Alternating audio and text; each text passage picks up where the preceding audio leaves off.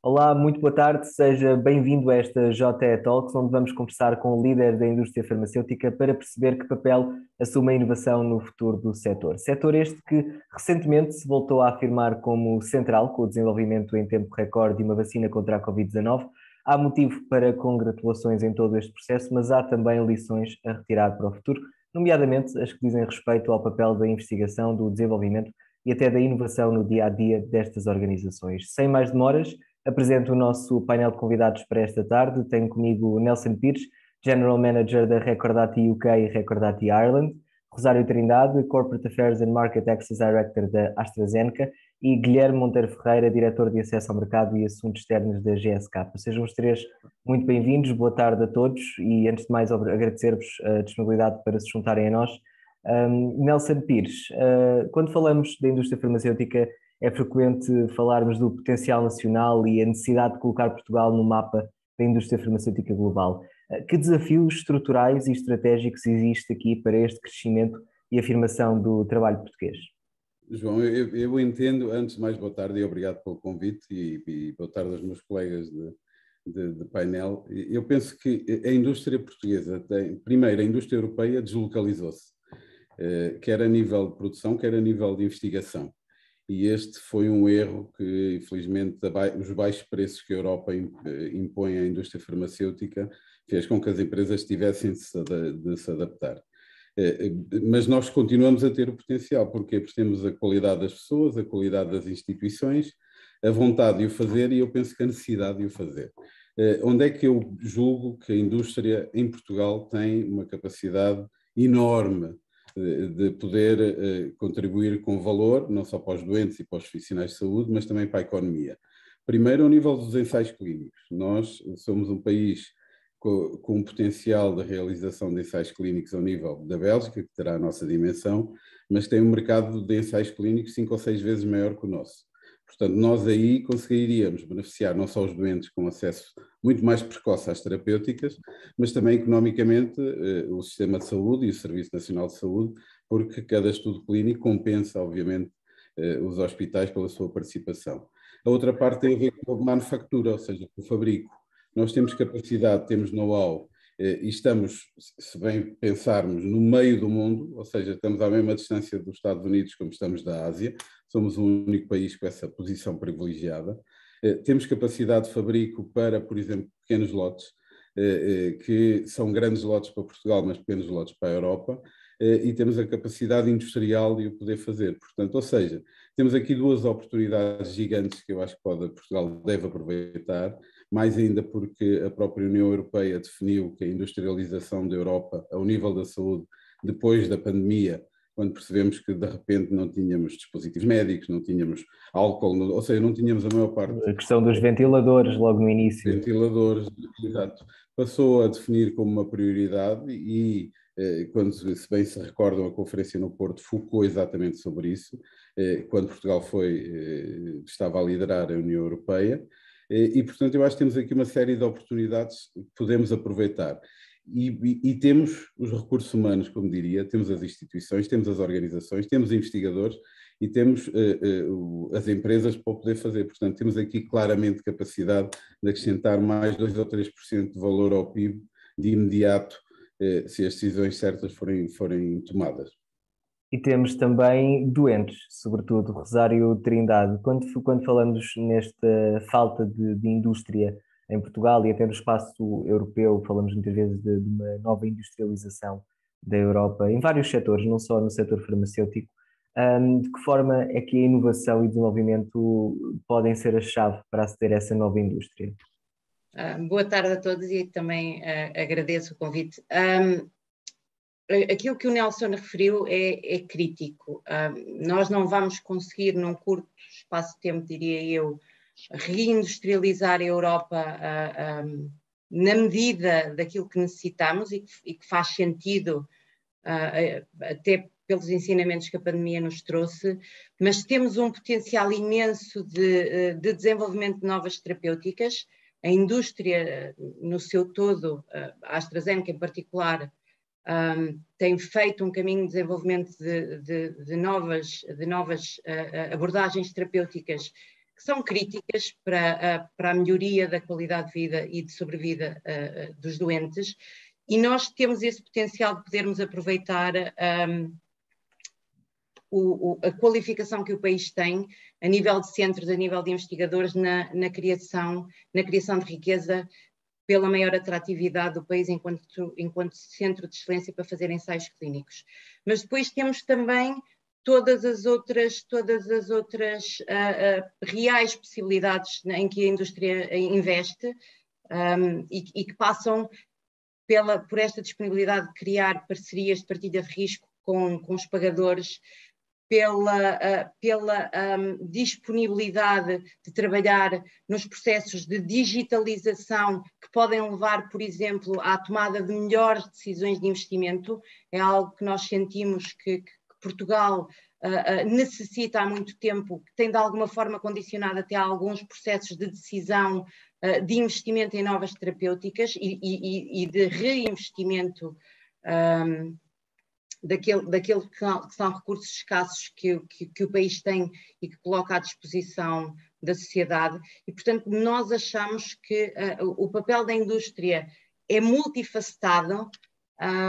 Existe esta vontade de procurar oportunidades de investimento, seja, como o Nelson referiu, no aproveitamento da capacidade instalada, na potenciação dos centros de investigação. Agora, aquilo que para nós é crítico e que nós não podemos esquecer, como referiu e bem no início da questão que me colocou, no centro de todas estas decisões têm que estar os doentes, e aquilo que nós, enquanto indústria farmacêutica, e penso que posso falar em nome de toda a indústria, desejamos no final é que os doentes possam, no momento certo, ter acesso às terapêuticas que lhes podem proporcionar estes ganhos em saúde. E, portanto, o sistema são os vários operadores, têm que estar disponíveis para encontrar estas soluções, seja a nível da investigação clínica, seja a nível da produção, seja encontrando as soluções que possibilitem este acesso mais precoce a estas terapêuticas. Muito obrigado, Rosário Trindade. Guilherme Monteiro Ferreira, estamos aqui um bocadinho a falar do que nos reserva o futuro, ou do que podemos fazer por esse futuro, mas projetar um futuro pós-pandemia, é que estamos aqui quase 2 anos e meio, quase de saída desta crise de saúde pública, mas a realidade é que ao longo destes últimos anos as farmacêuticas não tiveram apenas que se focar no desenvolvimento de uma vacina, como foi o caso da AstraZeneca que aqui está presente, ou em meios de diagnóstico, como os autotestes.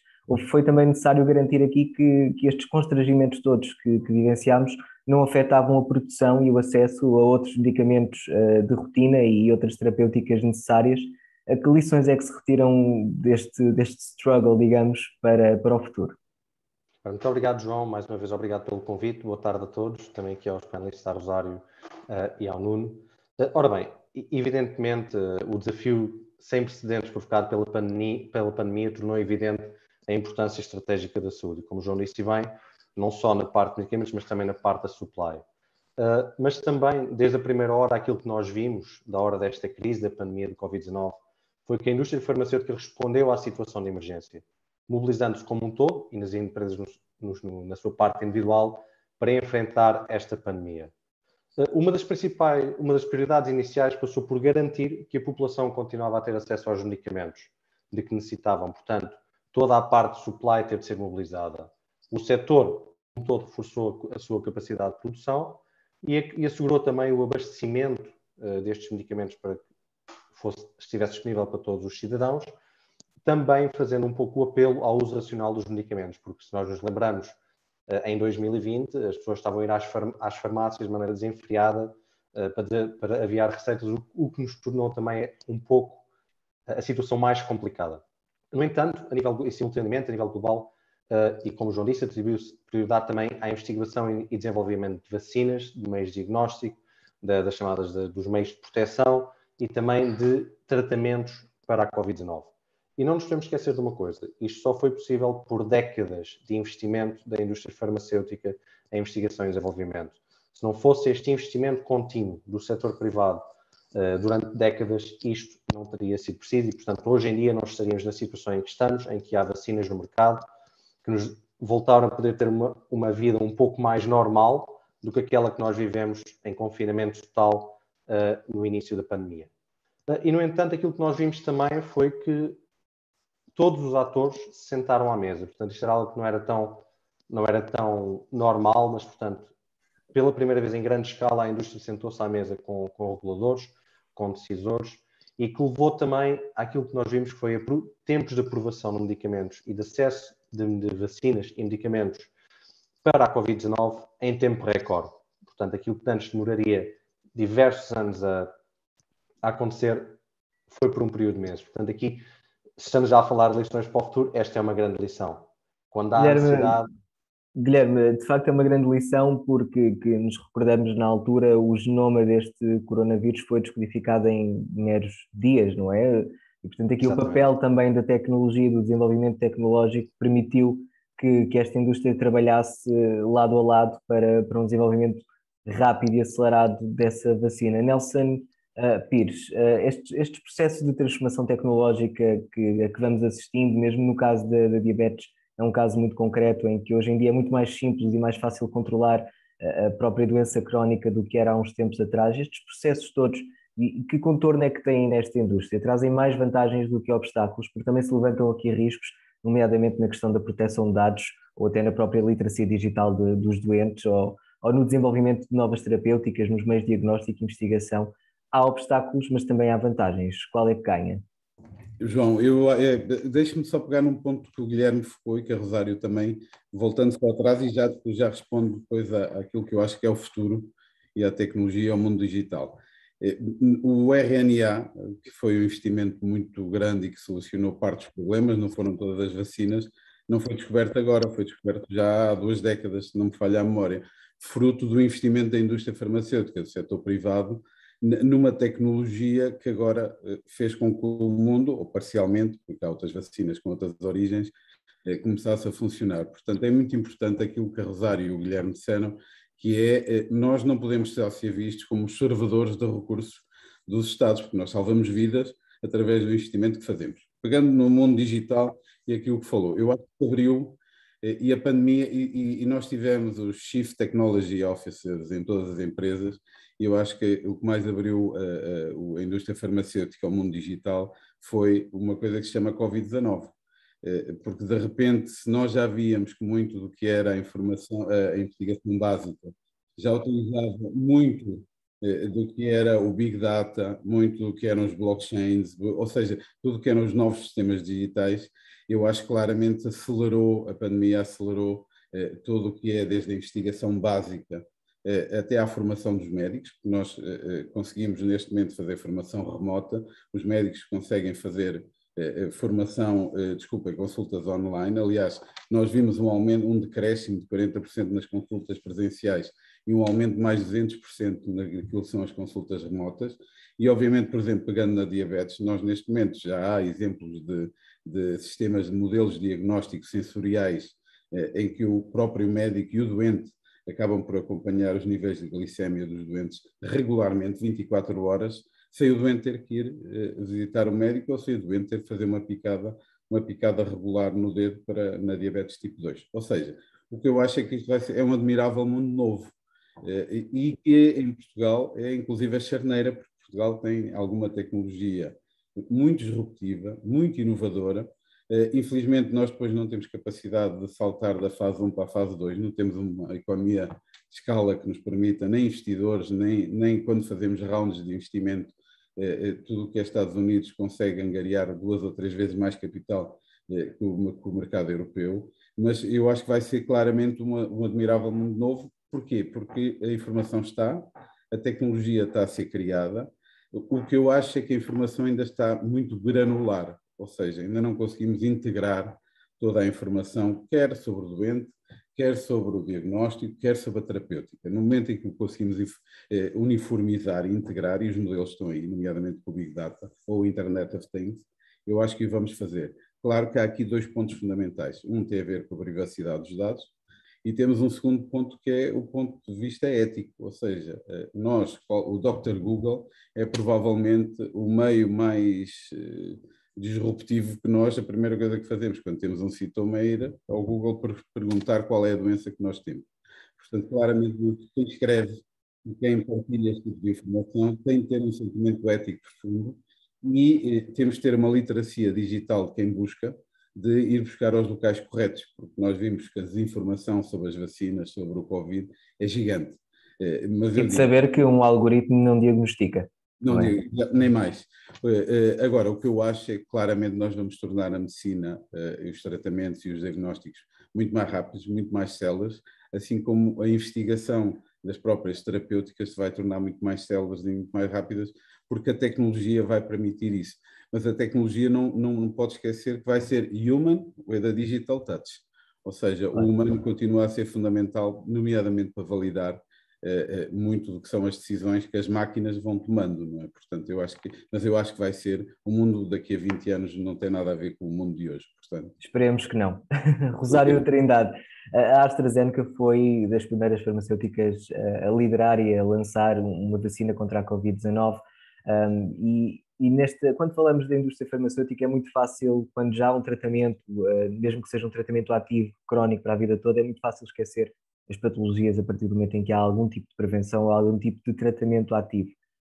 Que caminho é que, por exemplo, esta vacina contra a infecção por SARS-CoV-2 pode abrir para outras doenças e infecções que perduram no tempo como incuráveis? É o caso do HIV, o caso da diabetes, que é irreversível, ou até de alguns cancros.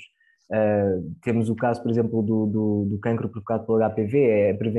A prevenção é possível já, a vacinação já está incluída até para os mais novos, mas não estava para a geração anterior. Portanto, que caminho é que esta vacina e esta tecnologia abre para possíveis tratamentos de doenças que considerávamos até há 2 anos e meio impossíveis de curar?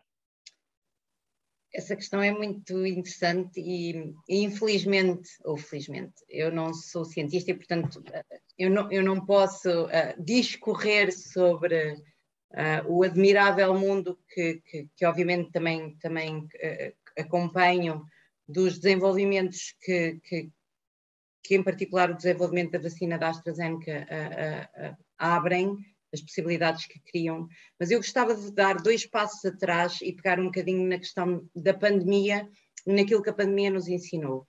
Porque aquilo que a pandemia nos ensinou foi que nós tínhamos que atuar com sentido de urgência, tínhamos que trabalhar de forma colaborativa e tínhamos que acreditar no valor da ciência.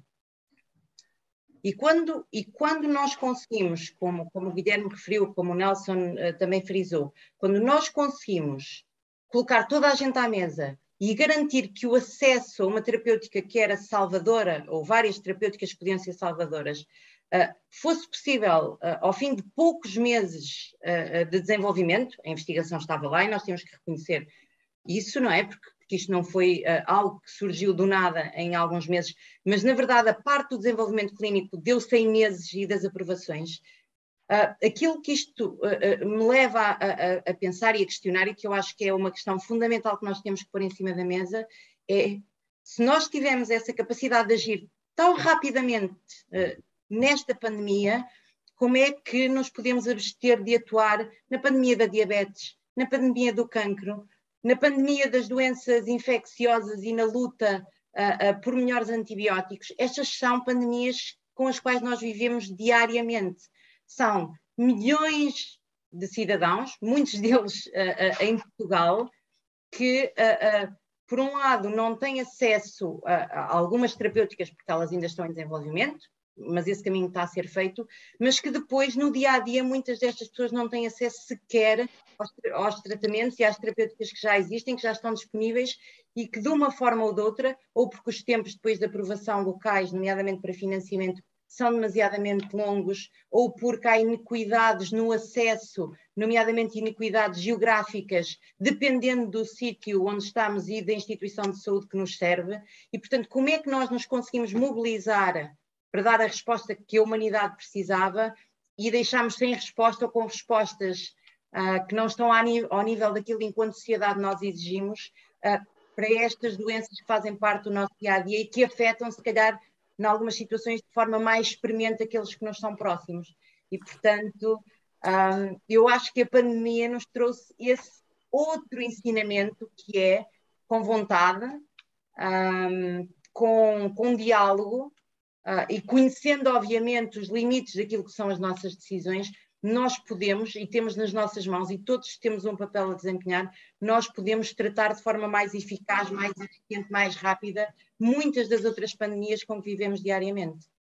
Rosário Trindade tocou aqui numa palavra-chave, pandemia. Guilherme Monteiro Ferreira, uma destas pandemias, podemos deduzir, é a disparidade e a polarização que existe entre o que é o acesso a terapêuticas e medicamentos por parte de países desenvolvidos e por países em desenvolvimento. Doenças que nós consideramos em Portugal e no resto da Europa como um sintoma, que é o caso da diarreia, são uma das principais causas de morte em certos países. Portanto, há terapêuticas que não estão a chegar a todo o mundo de forma igual. A pandemia pode-nos também aqui trazer algum tipo de aprendizagem, é porque este atraso no acesso aos medicamentos, às vacinas também, põe em causa o sucesso da estratégia global de combate a essas patologias. E o Covid vem-nos mostrar isso mesmo, que o surgimento de novas variantes advém de uma escassez de vacinas em certos focos do mundo. Que papel é que as farmacêuticas têm neste imbróglio? Obrigado, João. E antes de mais, deixe-me só agradecer à Rosário, que tocou exatamente nos pontos que eu estava a tocar quando o João me cortou a palavra da intervenção anterior. Mas realmente, João, eu acho que aí temos dois pontos. Porque eu acho que nós temos de ver, para já, aquilo que se passa na nossa casa também, porque falamos de disparidades a nível global, mas nós temos disparidades a nível europeu também, no qual eu já tocarei.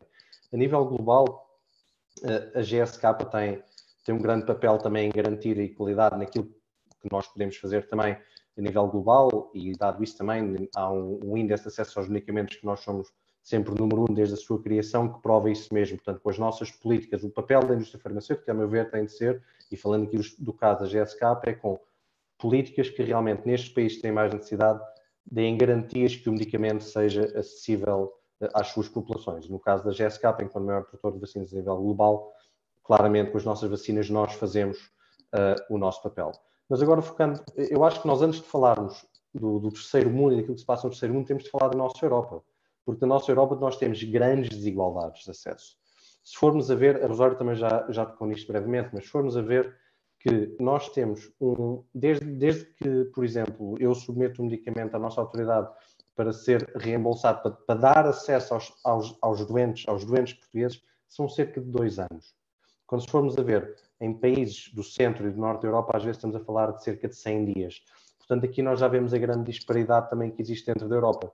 E, portanto, isto para nós é algo que nós temos de mais uma vez, como o Rosário disse, estar todos sentados à mesma mesa, garantir que todos os atores do setor têm de estar em colaboração para garantir que, mesmo no nosso caso, aqui do povo português, tem acesso o mais rápido possível a essa inovação.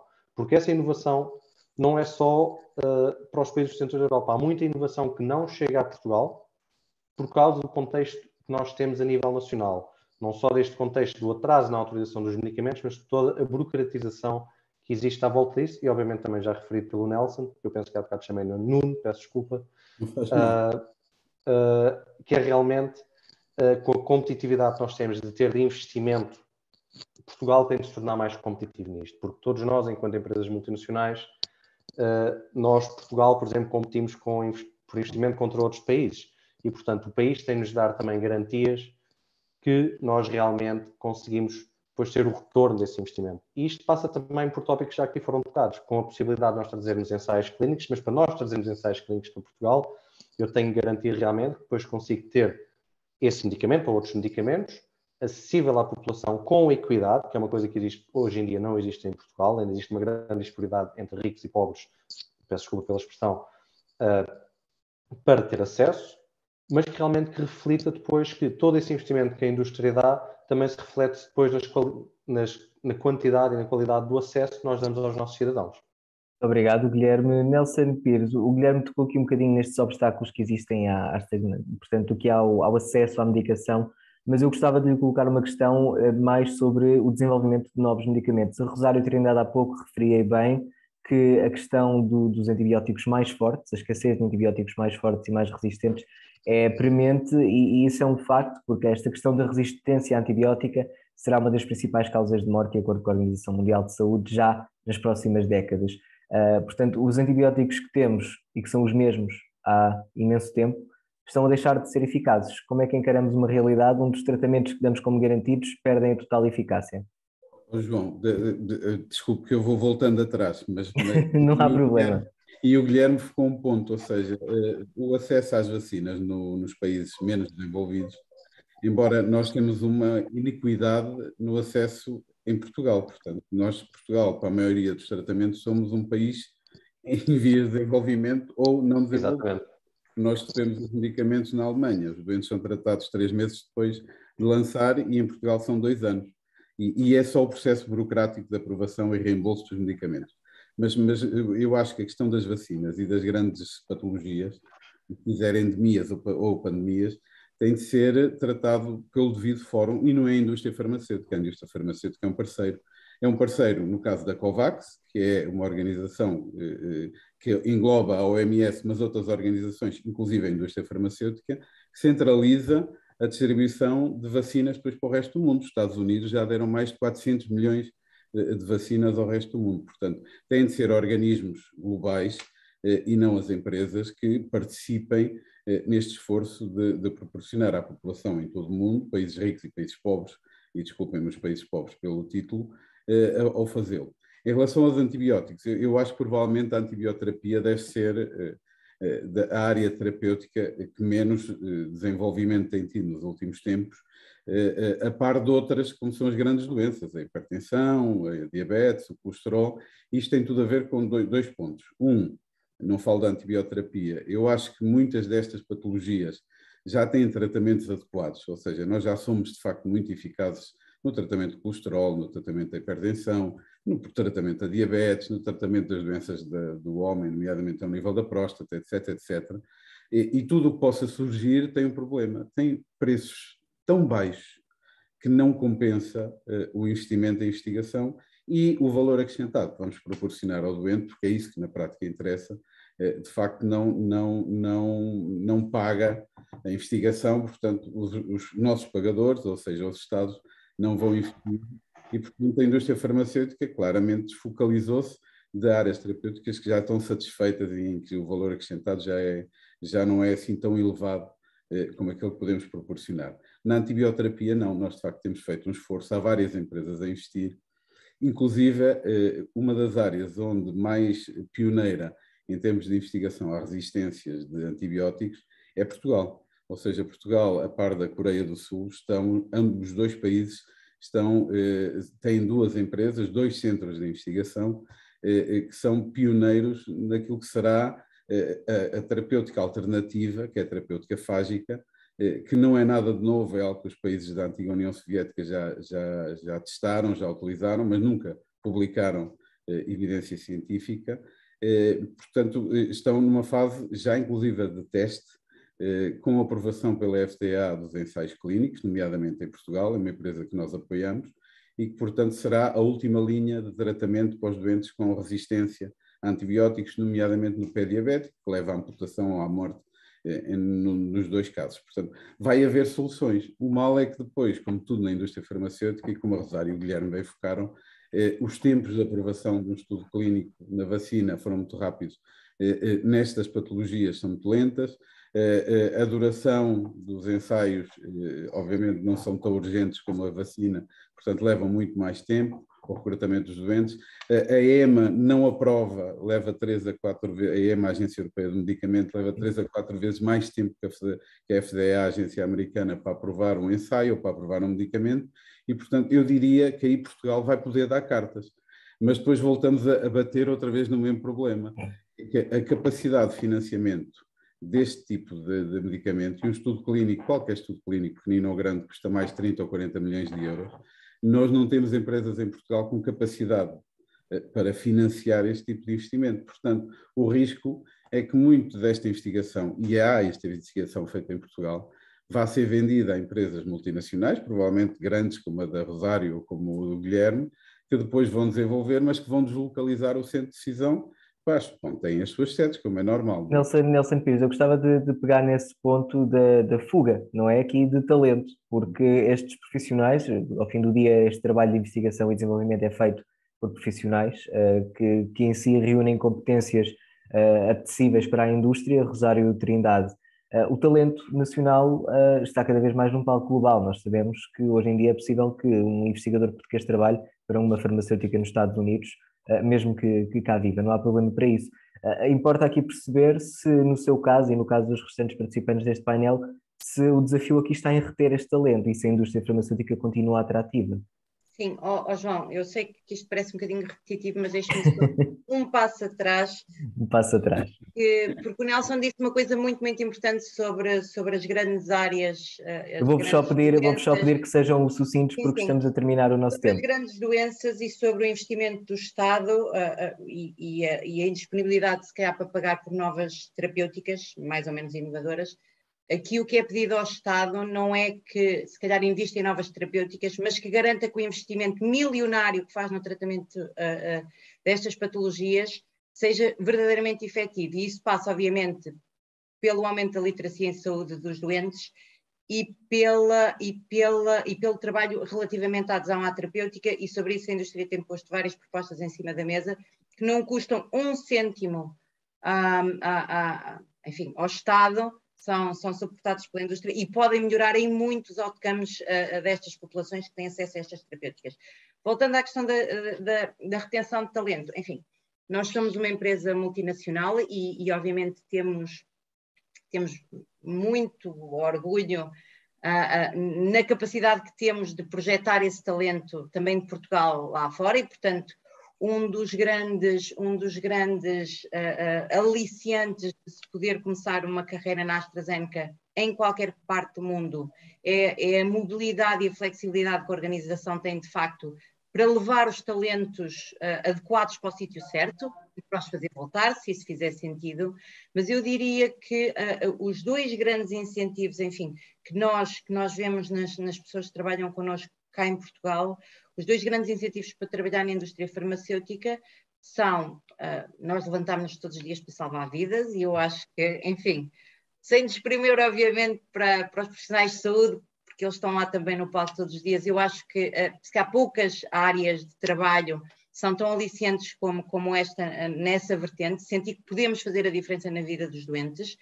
E depois outra questão que a nós também nos exige investimento e na qual nós temos de facto trabalhado, tem a ver com a questão da diversidade e da inclusão. Nós temos nas novas gerações a chegar ao mercado, nós sabemos que aquilo que move estas novas gerações, a geração das minhas filhas, diria eu, são valores e são princípios diferentes no sentido em que as causas sociais, ambientais, de género, estão na sua agenda e são fatores fundamentais para a sua realização, não só pessoal, mas profissional, e, portanto, o nosso investimento, enquanto AstraZeneca, quer a nível global, quer a nível local, com ações concretas nas áreas da agenda climática, da agenda do acesso aos cuidados de saúde, ou na agenda, como eu referi, da diversidade e da inclusão, da transparência e da ética, são fundamentais para manter, de facto, os nossos trabalhadores, os nossos colaboradores, engajados e com orgulho de pertencer à AstraZeneca. Muito obrigado, Rosário Trindade. Guilherme Monteiro Ferreira, mesmo para terminar, eu gostava que me falasse um pouco desta agenda ambiental que a Rosário referiu agora e que deixamos para o final. A questão da sustentabilidade é de facto uma meta a atingir, não só pela indústria farmacêutica, porque virtualmente todas as indústrias dos próximos anos serão decisivas nessa matéria. Nesta corrida à inovação e ao desenvolvimento e ao financiamento e todos estes obstáculos que já percebemos que a indústria farmacêutica de facto tem pela frente, esta questão da agenda ambiental pesa nos vossos processos? Sem dúvida, João. Acho que cada vez mais, como a Rosário disse bem, mesmo se nós quisermos contratar pessoas das novas gerações, isto tem de ser obrigatório. Portanto, estas pessoas são regidas por valores e, portanto, nós também faz parte da nossa adaptação para os tempos modernos, adaptar-nos a tal. Mas em relação àquilo que é o compromisso com a saúde do planeta, em geral, da indústria farmacêutica, nós temos de entender hoje também que a Organização Mundial de Saúde já considera que a poluição atmosférica é quase como um novo tabagismo, uma nova epidemia, se nós quisermos, uma vez que causa mais de 7 milhões de mortes prematuras por ano. Portanto, estamos a falar da perda de muitos mais milhões de anos de vida e de qualidade de vida por causa daquilo que nós estamos a fazer no nosso planeta, enquanto seres humanos, no fundo. Aquilo que eu posso falar mais, obviamente, é das políticas que a GSK tem neste momento. A GSK foi um dos pioneiros, ainda no início dos anos 2000, realmente a ter metas ambiciosas nesta área. Desde 2010 que reduzimos as nossas emissões de carbono em 34%, redução do consumo de água, etc. Mas eu acho que o mais importante para o futuro é a meta que a GSK se propõe de ter um impacto nulo, portanto, ser neutra no seu impacto no ambiente até 2030. E, obviamente, aliás, uma meta europeia. Sim, mas, portanto, nós comprometemos, enquanto indústria farmacêutica, para chegar com essa meta europeia também, enquanto setor privado. E, portanto, aqui, obviamente, temos várias iniciativas que estamos a desenvolver, desde a própria investigação e desenvolvimento, e portanto, também falámos aqui até de antibióticos, que a GSK, enquanto grande produtor de antibióticos, e também continuamos a ter investigação e desenvolvimento em antibióticos, de garantir que não há efluentes dessas fábricas que vão contaminar o ambiente, portanto, isto aqui na parte até de contaminação da água e dos solos, mas desde outras iniciativas, desde, obviamente, as mais básicas que nós vemos até não só na indústria farmacêutica, mas em outras indústrias, da questão das energias renováveis, do controle dos gastos de água nos seus escritórios, na mudança da frota automóvel, tudo isso. Mas eu acho que, enquanto indústria farmacêutica, nós temos também depois a responsabilidade acrescida enquanto indústria de saúde, por assim dizer, de reduzir também toda essa pegada carbónica na manufatura dos nossos medicamentos, ou seja, garantir que quando o medicamento chega ao doente tem a menor pegada ecológica possível.